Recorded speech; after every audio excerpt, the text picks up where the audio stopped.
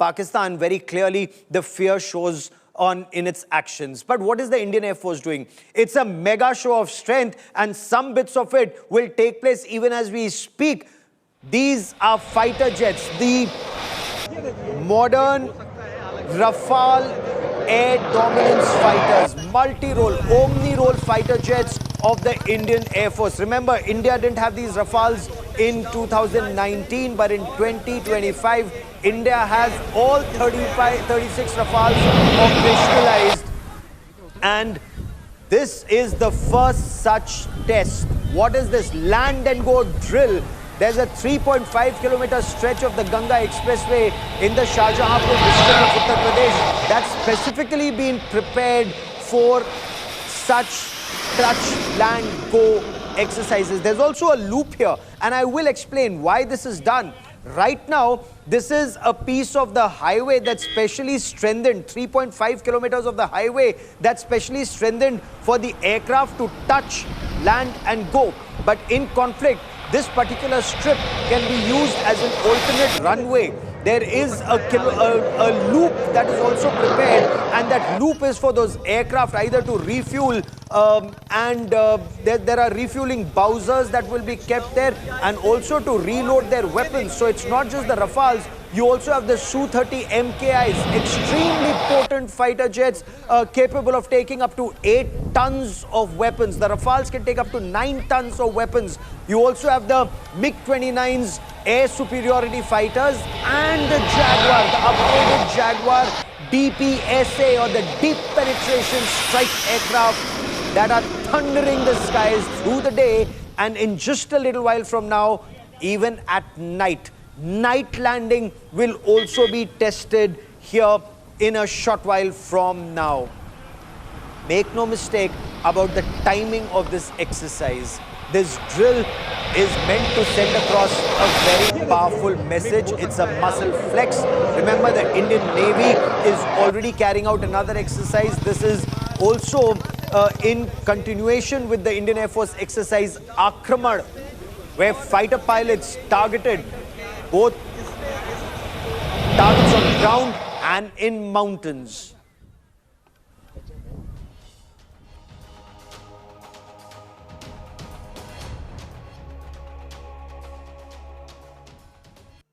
I want to tell you a little more about these mean machines, these modern fighter jets of the Indian Air Force. You have the Rafales, that's the latest that the Indian Air Force has. You have the Su-30 MKIs. You also have the Jaguar deep penetration strike aircraft. But I want to first talk to you about the Rafales, the best 4.5 generation, capable of taking more than 8 tons of payload. It has better target and tracking equipment. It can engage better. It has a much better range than about the 4th generation F-16s Block 52 that Pakistan has, and also, of course, the JF-17 Thunders. Those JF-17 Thunders that Pakistan has now are armed with the PL-15 long-range air-to-air missiles, but India has better. Now, these aircraft have advanced avionics, their warfare system, the avionics warfare. They can jam Pakistani radars, they can jam the Pakistani missile threat, and they're armed with the BVRs, the Meteor Beyond Visual Range missiles. They outclass the AMRAAMs, for example, that the F-16s have in Pakistan. But that's not all that they have. Let me also tell you a little more about the Scalp missile. And all of this was missed in 2019 at the time of the Balakot airstrike. 1987 was when Indian Air Force had acquired the Mirage 2000 fighter jets, and the same Mirages were used in 2019. But now you have these Rafales with their Scalp, with a range of 500 kilometers, and they can hit a high-value target deep inside Pakistan. So once you have your Rafales in the air with their air-to-air and air-to-ground missiles, no Pakistani package would dare to come close anywhere. But that's not all. You have the Rafales imagine when we talk about the C4, command control, I2 system, information, intelligence gathering, reconnaissance, surveillance. So you have the Rafales and you have the Su-30 MKIs, and now you have the Su-30 MKIs. And I want to tell you a little more about these Su-30 MKIs.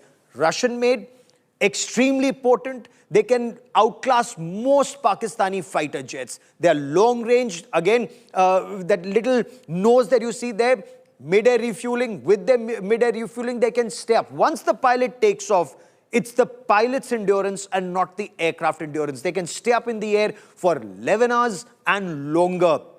And they've done so in exercises in India. They can take off from anywhere, bomb on the western flank, refuel mid-air. They can also be then deployed on the other flank should there be a requirement. That's the kind of potency these aircraft have. Very, very capable, not just for deep strikes. They carry advanced targeting pods to track a target without any radar emissions. So that's again a very important aspect of this. Cannot be jammed. Again, it's like a huge beast in the sky, can carry up to 8 tons of weapons, far more than most Pakistani aircraft. A lot is happening right now that's happening. And I want to quickly bring into this conversation former Chief of Air Staff, Air Chief Marshal Bhadauria, who joins us on this special show.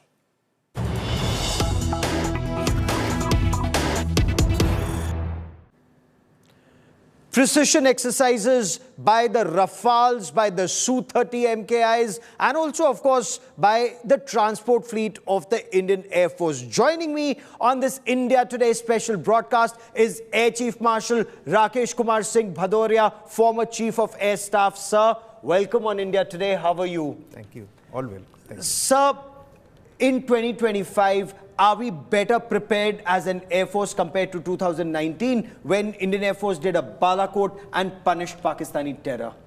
Oh, certainly. We are very, very much better prepared. If you look at the kind of assets that have been inducted post that time, Rafales have come in, S-400s have got operationalized, we have modernized our aircraft further, we have inducted new weapon systems, we have inducted new surface-to-air missiles. So, whole lot of changes in training, operationally, capability-wise, availability of weapons and overall, operational capability, so to say, much, much higher. And is that the reason why many say that there is panic in Pakistan, and especially in Pakistan-occupied Kashmir? The kind of exercises Pakistan is carrying out, the Fizai Badr exercise or Lalkar-e-Momin exercise. How would you assess their exercises and preparedness? Yeah, I think the panic is because they know what has happened and who are the people who are complicit in this, and therefore the panic that something after what our Prime Minister has clearly indicated, they know something is going to happen, and therefore the element of panic, realizing one, they are the culprits, second, something would happen, and thirdly, our operational capability, which is much better. And they know our operational capability. Of course, they know our operational capability, they know our intent, and that should worry them. So, when the Prime Minister said there will be unimaginable punishment for terrorists and their backers, now, what is the message that he is giving to the Chief of Air Staff, the Chief of Army Staff, and the Chief of Naval Staff? Oh, clear message is that whatever they do, it must turn out to be unimaginable punishment for the terrorists. Help us and their backers. Help us imagine what is unimaginable. Unimaginable is, you see, some actions, non-military, have already been taken on the Indus water, on the diplomatic measures taken. Now, we have to strangle each element. That means we have to strangulate them economically, we have to strangle their terrorist networks, we have to strangle their military and ISI kind of support to their ideology, their philosophy, why they do this kind of thing.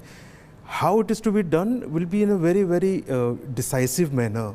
Unimaginable means firstly, identify who are the people, who are the backers, who are the handlers, who are the planners and supporters who gave direction, and thereafter ensure that the action taken is decisive and clear, and overall, level of action, the magnitude will be much higher than before. So I think that is the broad way I look at it. So in the past, what we've already seen is when they did a Pulwama, the Indian Air Force did a Balakot. and multiple aircraft, Mirage 2000s, they went across the LC and bombed across the international border.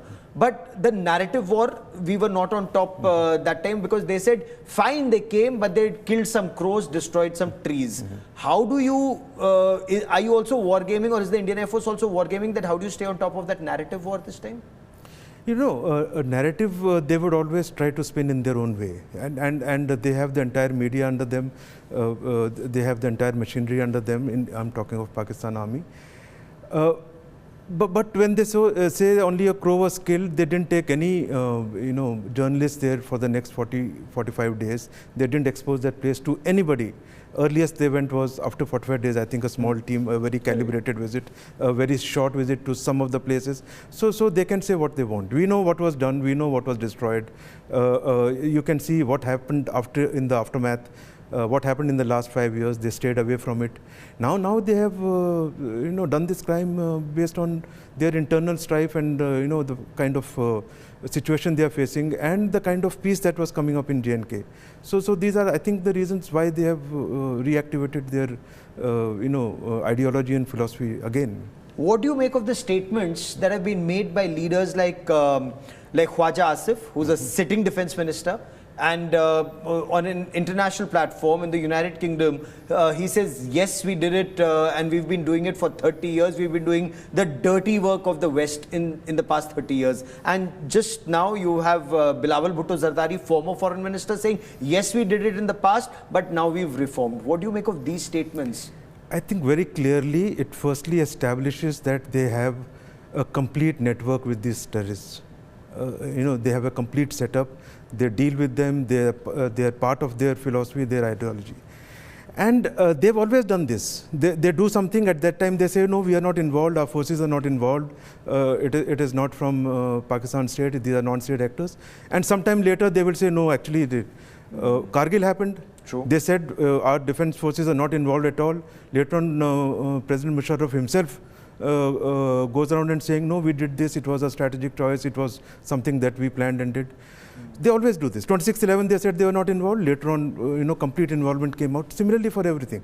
Now, today, they are saying that they are not behind this. A couple of years later, somebody will come up and say, no, actually, this was our, strategy, and it gave us this XYZ objectives. So this is how they deal. This is what they do. They speak with the forked tongue. Absolutely. Is your appreciation. They lie through the, through their teeth, yeah. Absolutely. And the world needs to see this. Yeah. Over and over again, this has been proven. And the world needs to know, and world has noticed, undoubtedly. But the fact that two powerful senior political leaders are saying this, and one after the other, are they trying to distance the civilian leadership from, and in a way, are they throwing General Asim Munir, the army chief, under the bus? Are they throwing the ISI under the bus? If you ask that way, I think so. I think so, because what has happened now with this killing of 26 innocents, absolute civilians except one, and they brought religion to the front. They identified as Hindus and shot. They themselves clearly understand ISI is involved. They clearly understand the army is behind them. You see the speech by army chief just before this. So what you mentioned, that they are kind of distancing politically from this, I think is very much possible. I think that's part of the reason. Otherwise, they have no reason to say this. Yeah. Why are they bringing out now that we are doing the dirty job of the West? Yeah. If you are doing and you're not happy, you need to tell the West.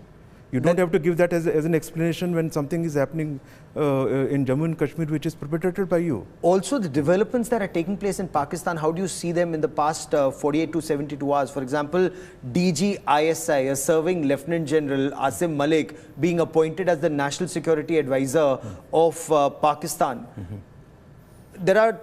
How would you assess this? Is Pakistan Army now completely taking control of power in Pakistan? No role for Foreign Minister or Deputy Prime Minister Ishaq Dar, no role for Khwaja Asif. It's either Asim Munir or Asim Malik.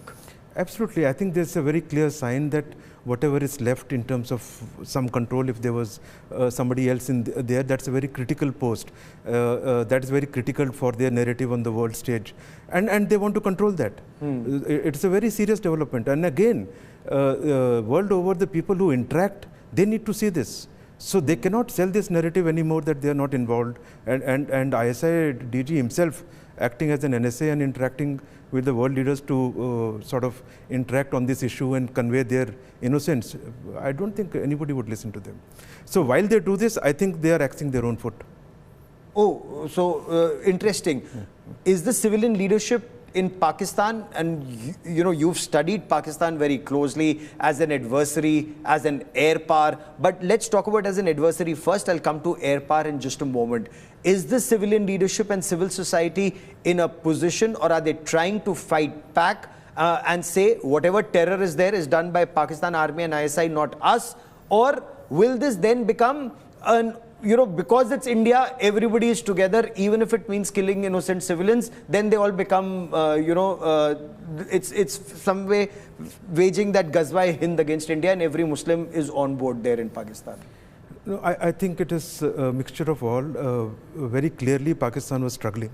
Economically, they are in a bad shape.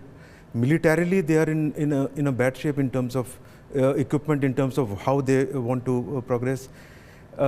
The military control on spheres which are civilian in nature is not being liked by the people, it's not being liked by the politicians there, and that is only growing.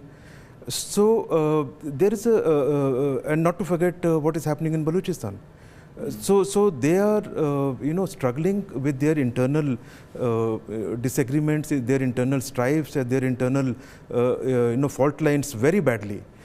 One of the reasons why this has come about is because of why Army and ISI would have given their support or green light for this kind of thing is these are the background reasons. Okay. And of course, the other major reason is that they couldn't stand the peace coming up in J&K. When you look at the Pakistan Air Force, compared to 2019, are they also not much better prepared in 2025 with their JF-17 Thunders, with their PL-15 long-range missiles? Now they have long-range air-to-air missiles with their Rad-1s and Rad-2s. They have those cruise missiles that can hit 300 kilometers away. So aren't we vulnerable? No, they have inducted some more weapons, like we have inducted, but we have inducted much more. The aircraft that you talked about were there earlier too, but they have a new missile. We have missiles of capability that are better integrated. Rafale has a better overall integration and a superior missile. In terms of other weapons, if you take in terms of strike weapons, we are much better in terms of what we have done over the last couple of years. So we need not worry. It is something that they have improved. But what we need to do, we will end up doing. Okay. And when Pakistan Air and Force... similar is the state. You are asking about Air Force, but I would say similar is the state on the Army front and the Navy front. Okay. So our defense forces overall today are in a much better position than they were earlier. And don't forget it, equipment is not everything. Yeah. It is the intent, and it is what we need to do. When we decide, we will do it. But, is it like Balakot was seen as a one-all? We went and hit Balakot. They were surprised, but next day they mounted swift retort. And even though Vinku Abhinandan went across, that whether he shot down an F-16 or not, we say yes, Pakistanis say no. They claim they managed to get that, equivalence.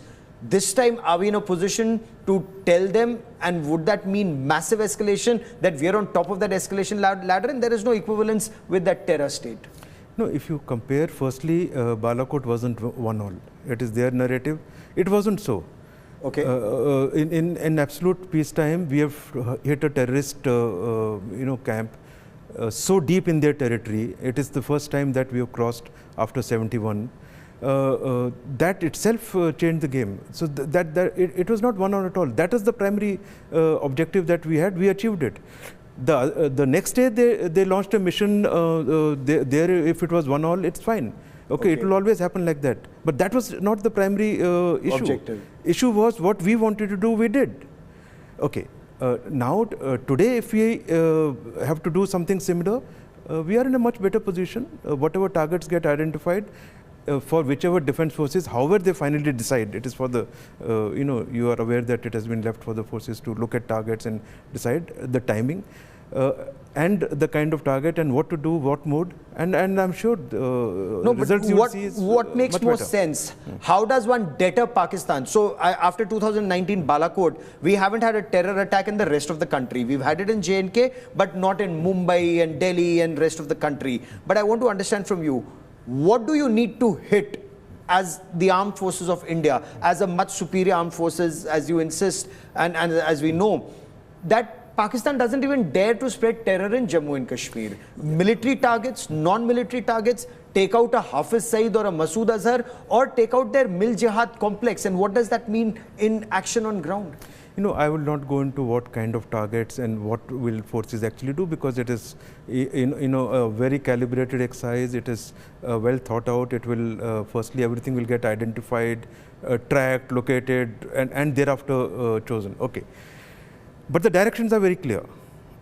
Get the perpetrators here, accomplices, the handlers, the backers. Okay, so they will identify all these people and all this establishment behind, and thereafter they will be targeted.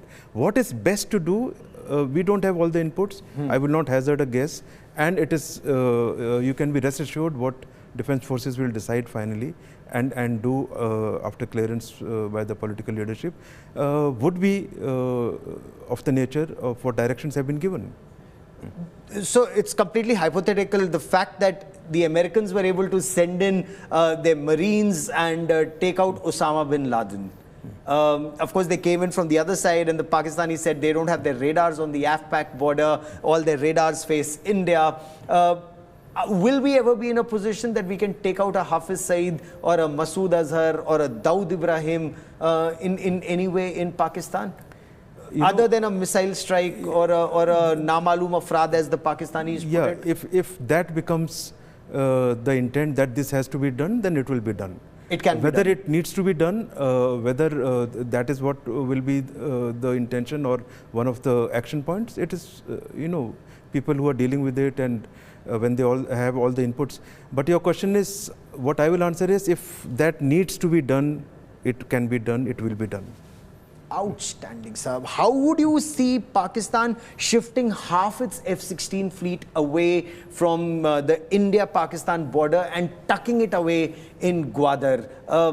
Some see it as fear. Do you see it as fear? Do you see it as tactics? The F-16s is something, and the Block 52s is what they're completely shifting out.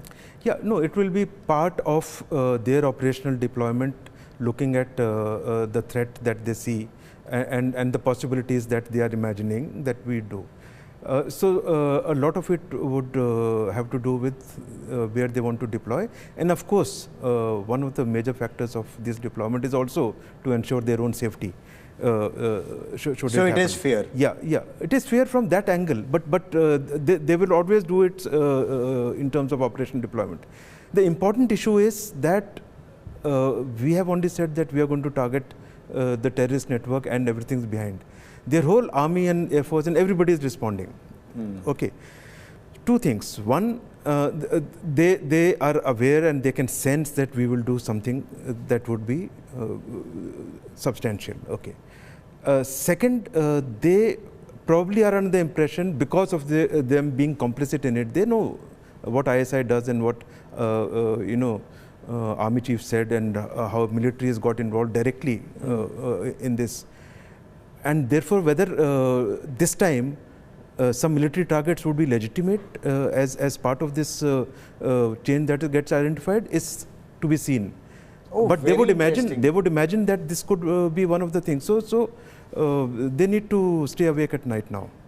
They need to stay awake. Yeah. Pakistan ke matlab achhe din to khatam hai. They need to stay awake at night. But is there an apprehension that while we are focusing on Pakistan, punishing Pakistan state-sponsored radical Islamist terror, the radical Islamists in Bangladesh could give us some grief? Is that one of your areas where you would be concerned? How would you see the response or lack of it of China in such a situation?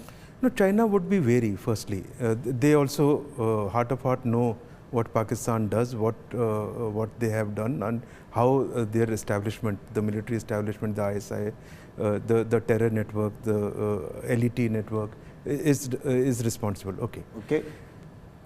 China would not openly say it for reasons of their links and historically what has happened in the last couple of decades. But what level of support they'll get from China, I think militarily they would get support from China. That is what we have to presume. On the Bangladesh side, what you mentioned, our agencies and our establishment is well aware and they can contain it well. I don't think there is any issue to worry. Fair enough. You sound extremely confident and you've headed the Indian Air Force. You've been a part of it for over 4 decades. For joining me here on this India First special broadcast, Air Chief Marshal Bhadauria, many thanks, sir. Thank you.